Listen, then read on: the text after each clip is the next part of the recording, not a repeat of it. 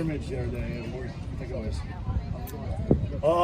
A couple. I'd say number one, it felt like the first scrimmage in terms of a tackling standpoint. And what you can't do as a coach, you can't get this surprise the first time you go live. All of a sudden, you have some misses that way. So it's good correctable stuff and stuff to look on film. But obviously, those moments become real gross. You know, if you picture, a game day and then some of those missed opportunities. So anyway, that's why you scrimmage them. That's one. I think they had a lot of guys out over the course of camp, and the biggest frustration was guys get opportunities because of that. They don't take advantage of the opportunities, and that happens a little bit as you go back and watch the scrimmage. But our scrimmages, we scrimmage a lot every day. I mean, and we do a lot of game-like deals. We move the ball, so you got to respond to an offense getting a first down. So for our scrimmages, other than the live piece, it's kind of our norm. So you put it in the bank with the other. At that point, I think 8 practices maybe leading up to that.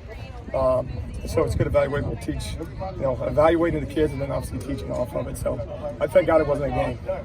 Long story short. Any standouts? Standouts going back to the scrimmage. I mean, the guy that continues to stand out are Dave's Tooley. He's a guy that a couple guys being out, he's played I think 3 different spots on our defensive line, and all he does is lead from the front. All he does is play hard, and so without question, has been a real standout for Kellen Bullock's had some real flash moments in the course of camp, as well as Mekhi Blackman, and there's several others. So we got to make sure that the rest of the group kind of raises their level. How's John Benton doing? Data has had a really good camp. He showed some flashes in the spring, and what does that mean? Does that mean is if you evaluate everybody's best plays, most of these kids can make a highlight film themselves in practice and kind of get mesmerized by it, but it may not be accurate. So, but coming back in the fall, I just thought very more intentional about everything that he does. And I don't want to, I don't know the call or some of those mental lapses. And he's got some quickness about him and some physicality about him. And so when he does it, he shows well. And then what happens with guys like that typically is when they don't, it stands out real clearly too. If you have the quickness and you don't use the quickness, we call that low fear. So sometimes you got to be careful what you show us because then we expect it all the time. But I've been impressed with him. I mean, he's got to really take advantage of the next couple of weeks.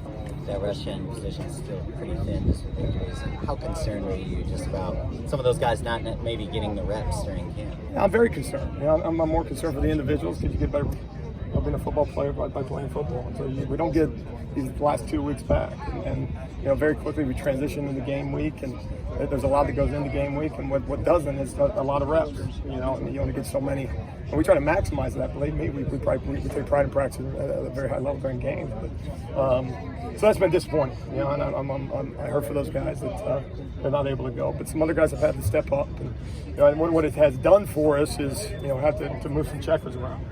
And so I've trained several guys there. A guy like a Tooley go out there, okay, and he loves standing up, so he's tickled to death by it. But anyway, give him an opportunity to train a few more guys. So that position's got to get shored up here really quick. Or it's going to be an interesting first couple of weeks. What's your initial impression of Eric Gentry?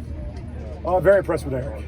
You can tell he's played football at our level. The difference between a freshman and a sophomore, there is no greater difference.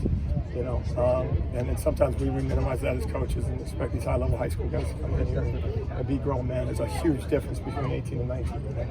And so you see that in him. I give him a lot of credit. He didn't have the spring with us. Summer is good. We can do some things. We max out the time that way. But coming out here and picking up as well as he has in a short period of time has been a real bright spot for us. So we're excited to have him. They continue to put weight on him and some of those things, but it's physical, and we're excited about Eric. Hopeful that Corey and Romello might be able to get back here soon. And I hope they hope to be back soon. Football doesn't wait for you. That Saturday's coming. And on they go. So we'll be excited coaching when they get back on the grass. Are the gassers regularly scheduled parts of practice? It is. And so, what you got to protect against as a coach is say a bunch of things, put up a PowerPoint, say we're going to do all this. We're going to be the best conditioned defense in the country, and they just hope it happens. And so these camp weeks, are designed to kind of establish who you are and what you are. We don't play a game on Saturday.